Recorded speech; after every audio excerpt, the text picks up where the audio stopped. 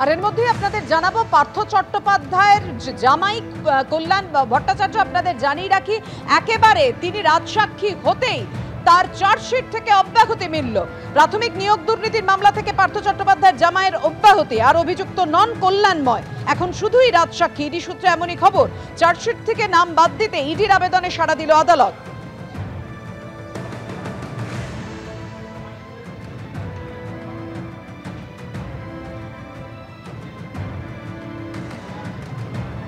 পার্থ চট্টোপাধ্যায়ের বিরুদ্ধে রাজসাক্ষী হতেই চার্জশিট থেকে অব্যাহতি মিলল পার্থ চট্টোপাধ্যায়ের জামাই কল্যাণময় ভট্টাচার্যের।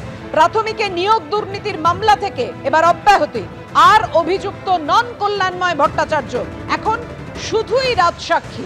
ইডি সূত্রে এমনই খবর।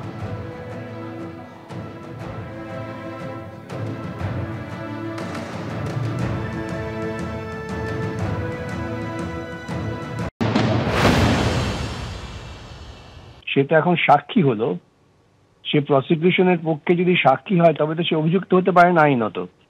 সেই জন্য আইনের দৃষ্টিকোণ থেকেই তাকে অভিযুক্তর যে লিস্ট বা সরণি সেখান থেকে সরিয়ে তাকে সাক্ষী সরণিতে রাখা হয়েছে। কিন্তু তার মানে এই নয় যে তিনি যদি অপরাধ করে থাকেন সে অপরাধ থেকে তিনি মুক্ত হয়ে গেলেন। সেটা নির্ভর করবে আদালতের বিচার প্রক্রিয়ার উপর, এবং সেখানে যদি তার বিরুদ্ধে কোনো রকম তথ্য পাওয়া যায় তবে তার যা প্রাপ্য সাজা সে পাবে। শ্বশুরের বিরুদ্ধে রাজসাক্ষী হয়ে কেলেঙ্কারির অভিযোগ থেকে অব্যাহতি জামাইয়ের, খবর ইডি সূত্রে। প্রাথমিকে নিয়োগ দুর্নীতি কাণ্ডে ইডির করা মামলায় আর অভিযুক্ত নন পার্থ চট্টোপাধ্যায়ের জামাই কল্যাণময় ভট্টাচার্য।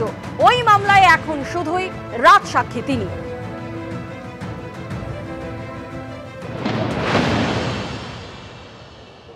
আমি বলবো যে রাজসাক্ষী হন, তাহলে ছাড়া পেয়ে যাবেন, আর আসল চোরের নামটা বলে দেবেন, বড় চোরটা বেঁচে গেল। আপনারা সব হলেন ওই যে লাজায় লাজায় যুদ্ধ উলু খাগড়ার পান যায়, সেরকম যারা মাল কামালো তারা মালটা কামিয়ে নিল, আপনারা নিচু তলার যারা লোক তারা বেঁচে গেল। আমি তো বলবো পার্থবাবুকেও রাজসাক্ষী হয়ে যাওয়ার জন্য উনি যদি সেই মক্ষী রানীর নামটা বলে দেন তাহলে পরে এই কাজটা হয়ে যাবে। প্রায় 1000-এর বেশি কেস ইডি করেছে গত 4-5-6 বছরে, তার মধ্যে নাকি 2টোতে মাত্র অভিযুক্তর বিরুদ্ধে ব্যবস্থা নিতে পেরেছে, আর বাদবাকি সবই নাকি হচ্ছে নাটক এবং শূন্য গর্ভা। কোর্টে গিয়ে সেগুলো প্রমাণ করে অভিযুক্তকে শাস্তি বিধান না করতে পারলে এইসব গল্প কথার কি কোনো মূল্য আছে? প্রাথমিকের নিয়োগ দুর্নীতি মামলায় পার্থ চট্টোপাধ্যায় তিনি জামিনের আবেদন করেছেন, কেননা গতকাল রাত থেকেই তিনি অসুস্থ রয়েছেন। সে কারণে তার আইনজীবী সিবিআইয়ের মামলায় জামিনের আবেদন করেছেন সিবিআইয়ের বিশেষ আদালতে। ফের অসুস্থ পার্থ চট্টোপাধ্যায় গতকাল রাত থেকে অক্সিজেন সাপোর্টে রয়েছেন, এমনটাই জানিয়েছেন তার আইনজীবী। সিবিআইয়ের বিশেষ আদালতে তাই জামিনের আবেদন পার্থ চট্টোপাধ্যায়ের আইনজীবী।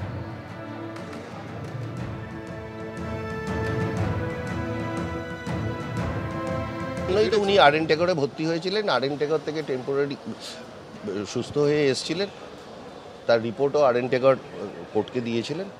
বর্তমানে তারপরে আবার অসুস্থ হয়েছিলেন এবং দীর্ঘ অসুস্থতাই উনি চলছেন। আপনার কি মনে হয় যে অসুস্থতার গ্রাউন্ডে ওনার জামিনের?